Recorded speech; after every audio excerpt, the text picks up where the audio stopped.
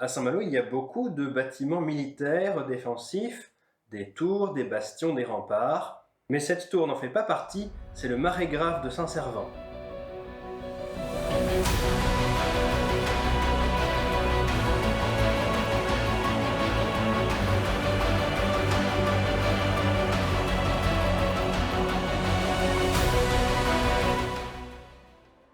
Soyez les bienvenus, sur cette chaîne je vous montre les coulisses de Saint-Malo. Juste derrière votre environnement quotidien se cache une histoire épique et une cité légendaire. Et pour comprendre cette histoire de Marais Grave, il va falloir s'intéresser à Chazalon. Chazalon sort de Polytechnique sous la Restauration, il est ingénieur hydrographe. C'est l'époque où on va documenter le territoire de la métropole. La Marine nationale travaille à cartographier le littoral notamment, et Chazalon est connu pour avoir mis au point la mesure des marées. Il a dirigé la production d'un annuaire des marées à partir de 1839.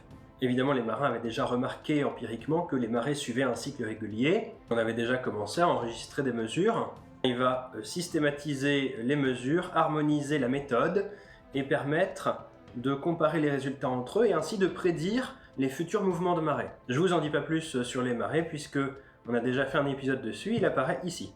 Chazalon a développé un appareil qui permet de mesurer la marée en permanence et d'en garder une trace, ce qui permet ensuite de comparer les données qui ont été enregistrées. Donc l'appareil fonctionne avec un petit flotteur qui est relié à un fil.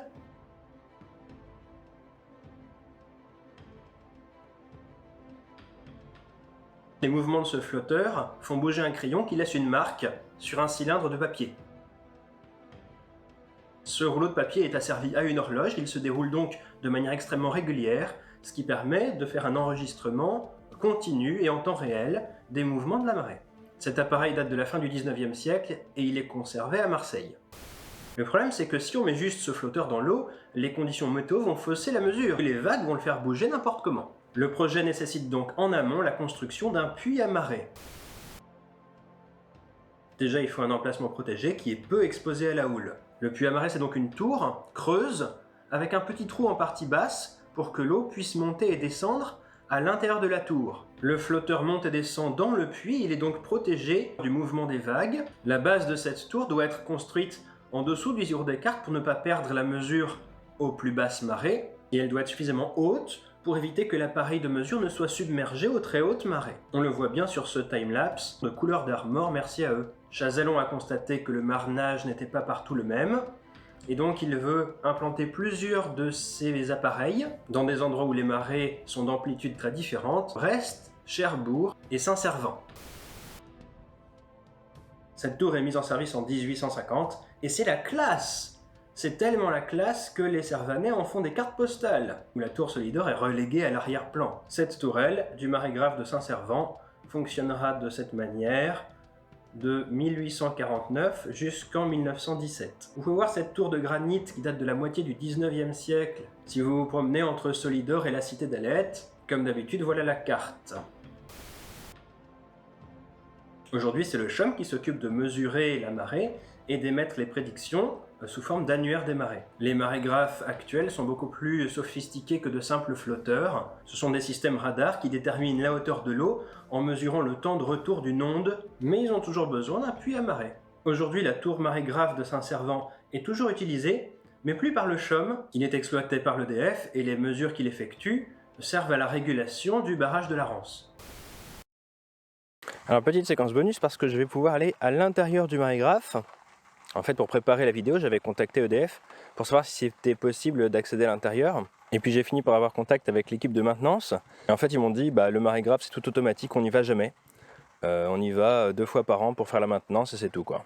Et puis ils m'ont recontacté un peu plus tard parce qu'ils avaient une opération de maintenance qui était prévue justement et ils m'ont proposé très gentiment de les accompagner. Donc là, j'attends le technicien. Je vais changer, je vais prendre la GoPro parce qu'il pleut comme c'est pas permis. J'espère qu'on verra correctement malgré l'eau sur l'objectif. Après, je ne sais pas du tout ce qu'il y a dedans. Il y aura peut-être rien du tout à voir. Ça m'étonnerait beaucoup qu'il reste des appareils anciens, mais j'espère qu'on pourra voir le puits à marée. En tout cas, voilà, on sera fixé. On descend le petit chemin.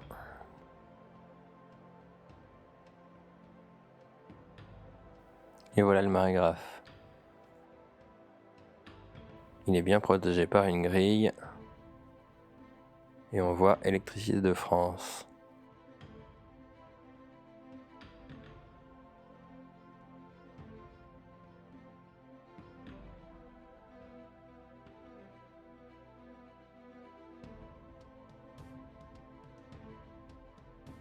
Et voilà l'intérieur. On voit le toit. Tout a été refait, peint en blanc, éclairage électrique, fenêtre PVC, tout le confort moderne avec même du chauffage pour éviter que les instruments ne gèlent, le marégraphe numérique, la station d'enregistrement des données. Heureusement, il y a encore une trappe de visite, on va pouvoir voir le puits à marée. Évidemment, ça rend pas grand chose, on voit juste qu'il y a de l'eau au fond.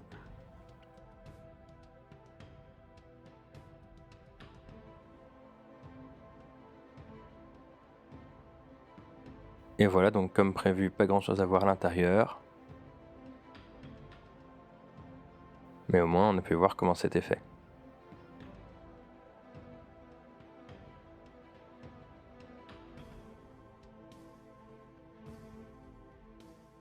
En tout cas, merci beaucoup aux gens d'EDF qui m'ont permis d'aller filmer dans le marégraphe, c'est très sympa.